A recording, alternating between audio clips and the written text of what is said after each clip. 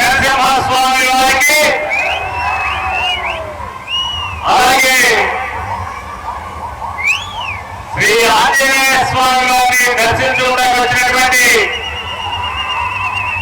ఈ ప్రాంత వాసులందరికీ భక్తులకి నా హృదయపూర్వక శుభాకాంక్షలు తెలియజేస్తున్నా.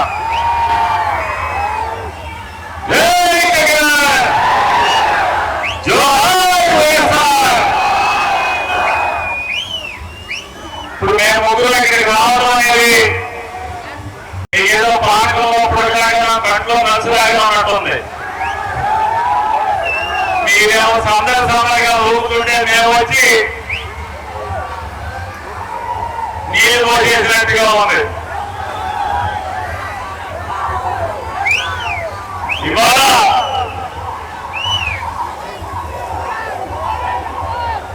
రెండు సంవత్సరాలు ఎలా గడిచినాయో తెలుసుకున్న ఏపీ గడిచిపోవడం 2 సంవత్సరాల ముందు ఈ రోజుకి 2 సంవత్సరాల ముందు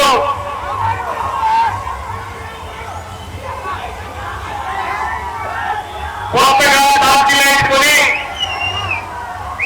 3 బ్యాటరీలు నింపి బటన్ నొక్కితే వచ్చిన లైట్ ఫుల్గా బాగా వెళ్తూ వచ్చింది ఇప్పుడు ఉన్నటువంటి ప్రభుత్వాన్ని. అదే పండగనుకున్నారు అమాయకులైనటువంటి వైఎస్ఆర్ కాంగ్రెస్ పార్టీ కార్యకర్తల్ని కొట్టారు, పోలీస్ స్టేషన్కి ఈడ్చుకెళ్లి కేసులు పెట్టారు.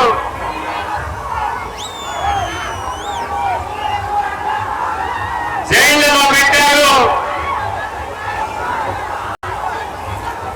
తద్వారా వైఎస్ఆర్ కాంగ్రెస్ పార్టీకి కార్యకర్తలు లేకుండా చేద్దాము అనేటువంటి తప్పుడు ఆలోచనలు చేసినా లేదా?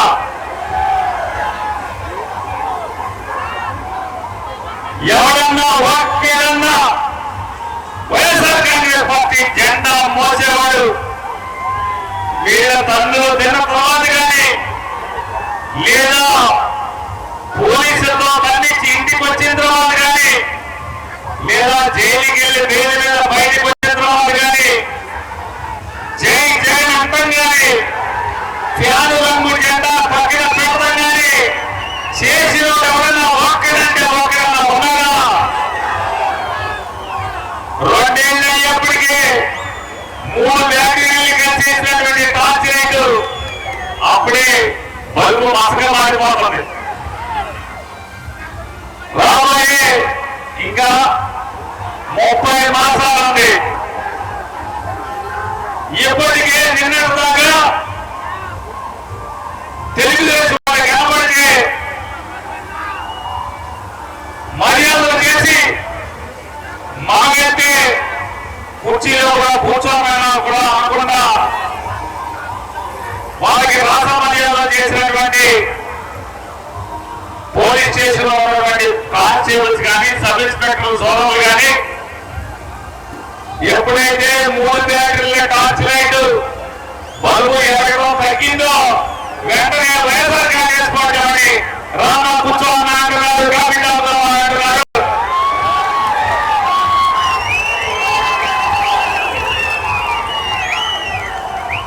రోడ్డు మీద కాబట్టి అశోక్ గారు నమ్మకం అండి బాగా పనిచేస్తున్నారండి అంటున్నారు. 2 ఏళ్ళకే పోలీస్ స్టేషన్ లో ఈ పరిస్థితి ఉంటే నెల గడిచే కొద్దికి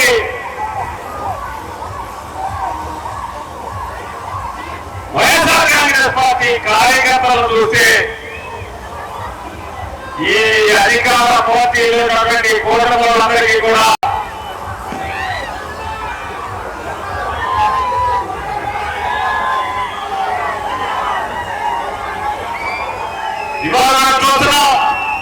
ఇవాళ మనం చూస్తున్నాం వారు మంచి పరిపాలన అందించలేక లేదా ప్రజలకు మంచి పనులు చేయలేక ఏడాది కోసారి జగన్మోహన్ రెడ్డి గారు చర్చకి వెళ్తారు కాబట్టి ఆ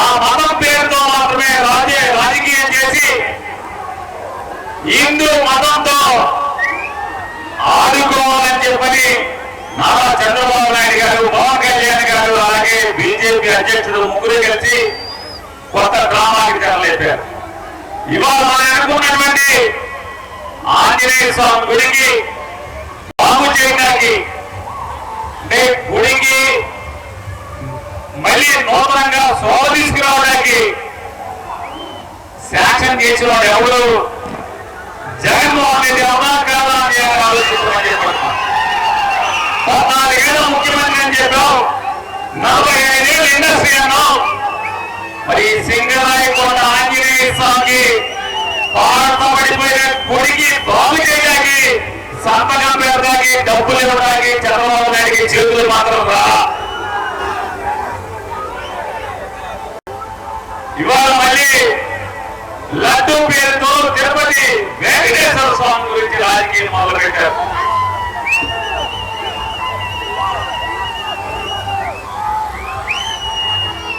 దేవుడి మీద పగబట్టినట్టుగా రాజకీయం కోసం లడ్డూలో వెంకటేశ్వర స్వామి వారి ప్రసాదంలో ఆ గోం కలిసింది, ఈ గోం కలిసింది, ఏ గోం కలిసిందో రకరకాల గోవులు కలిసినాయని చెప్పని రచ్చ చేస్తే దేవుడు ఖాళీగా ఉంటాడా? దేవుడు ఊరుకుంటాడా?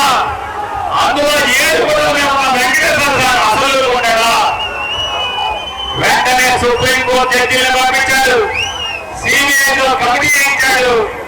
అరే పాపాత్మరా, ఇది పాపాలా? ఈ లడ్డూలో ఆవు జంతు గోవులు కానీ, పంది గోవు కానీ, లేదా చేప గోవు కానీ లేదా తప్పులా అని చెప్పని సుప్రీంకోర్టు ద్వారా వీళ్ళందరికీ కూడా నోటి నిండా గట్టి పెట్టినా కూడా ఇంకా ఇంత కూడా సిగ్గు శరం లేకుండా నారా చంద్రబాబు నాయుడు గారు మాట్లాడతాడు.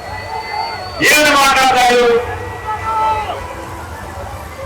మన టాయిలెట్లు కడిగే యాసిడ్లు నీటిలో కలిపి లడ్డూలు తయారు చేసి మనందరికీ పెట్టాలని చెప్పారు.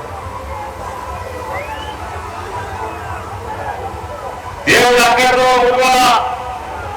అరే వీళ్ళకి బుద్ధి రాదు, గట్టిగా పెడితే అని చెప్పని అసలు దేవుడికి నెయ్యి సప్లై చేసే ప్రతి నెయ్యి కంపెనీకి నారా చంద్రబాబు నాయుడు గారి కంపెనీతో ఉన్న లింకులన్నీ కూడా దేవుడు జనాల ముందుకు రాసేశాడు. అదే చంద్రబాబు నాయుడు కంపెనీ బాగోతుంటాడు బాబు. ఎన్నో ఏళ్ళుగా తిరుపతి వెంకటేశ్వర స్వామికి నెయ్యి పంపించి నెయ్యి అమ్ముతున్న అన్ని కంపెనీల్లో చంద్రబాబు ఏళ్ళు ఉన్నాయి, కాళ్ళు ఉన్నాయి. చంద్రబాబు మూకోండి అని చెప్పి మొత్తం సాక్ష్యాధారాలతో సహా ఇవాళ దేవుడి దయతో అందరూ మనం చూసినాం. అయినా ఆగలేదు. ఇవాళ ఇన్ని పాపాలు దేవుడి మతం పేరుతో పాపాలు చేస్తున్నటువంటి వాళ్ళకి దేవుడు ఏ రకమైన శిక్ష చేయాలో చూసామా? ఆయన ముద్దుగా వేసుకున్నటువంటి బిఆర్ నాయుడు అనేటువంటి టీటీడీ బోర్డు చైర్మన్ రాసలీల పాల్గొనాలని కూడా దేవుడు ఏ రకంగా భయపడింది చూసాం. ఇవాళ మన పల్నాడులో ఉన్నటువంటి ఒక అతను టీటీడీ మెంబర్గా ఉన్నాడు. ఆయన ఎనకేంటే అంటే అందుకలా మనతో ఉంటాడు. ఈ జంపింగ్ జపాన్ బ్యాచ్ అదే దూకాడు, టీటీడీ మెంబర్ ఇచ్చాడు. ఆంధ్రప్రదేశ్ ఐటమ్ రంగానే చంద్రబాబు నాయుడు రిజైన్ చేయించాడు. అంటే పల్నాడు వేగుపడ్డ కులానికి సంబంధించినాడు కాబట్టి ఆంధ్రప్రదేశ్లో వార్త వస్తే రాజీనామా చేయించాడే. రాష్ట్రమైన భాగవతం బయటకు వచ్చి ఆడకూడదు చెప్పింది, అయ్యా నేను వైదిక బ్రాహ్మణ కుటుంబంలో జన్మించే ఆడపిల్లని, నన్ను అనేక ఆశలు పెట్టి లోపరుచుకుని నన్ను ఆట వస్తువు కన్నా క్రూరంగా హింసించాడు. ఇటువంటి దుర్మార్గుడికి టీటీడీ చైర్మన్ వేయవాలని అని చెప్పని ఎన్నికలు అవ్వగానే ఉత్తరం రాస్తే కూడా నారా చంద్రబాబు నాయుడు ఆ ఉత్తరాన్ని చూసి కూడా తెలిసి తీసుకొచ్చి స్వామివారి పొలం మీద చేయడానికి వేశాడు ఆయన్ని. ఈ భాగవతం బయటకు వచ్చిన తర్వాత, ఈ గుడెనకాల గుట్టు బయటకు వచ్చిన తర్వాత, ఈ మసక చీకట్లో డ్యాన్సులు బయటకు వచ్చిన తర్వాత కూడా బిఆర్ నాయుడు మాత్రం రాజీనామా చేయించకుండా ఇంకా స్వామివారి పాదాలు చెందిన ఆ పాపాత్ముడిని కూర్చోబెట్టి ఇంకా చోద్యం చూస్తున్నాడంటే ఇవాళ నారా చంద్రబాబు నాయుడు గారు ఇన్ని పాపాలు చేస్తున్నాడు. ఈ పాపాలు పండే రోజు తొందరగా ఉందా లేదా అనేది అన్నది కూడా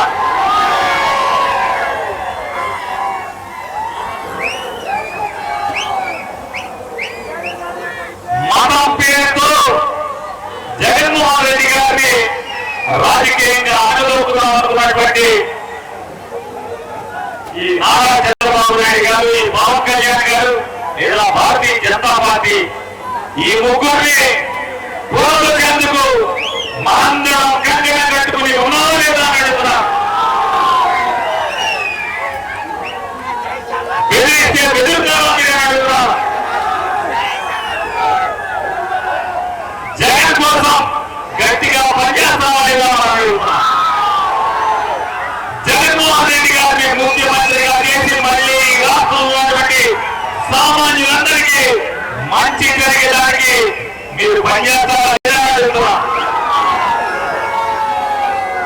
చంద్రబాబు నాయుడు బెదిరిస్తే బెదురుతారా అని అడుగుతున్నా. డాక్టర్ అశోక్ కుమార్ గారికి పనిచేస్తారా లేదా అని అడుగుతున్నా. చాలా మాట్లాడాలంటే నా మాటలు మీకు వింటుందో లేదో నాకు అర్థం కావట్లేదు.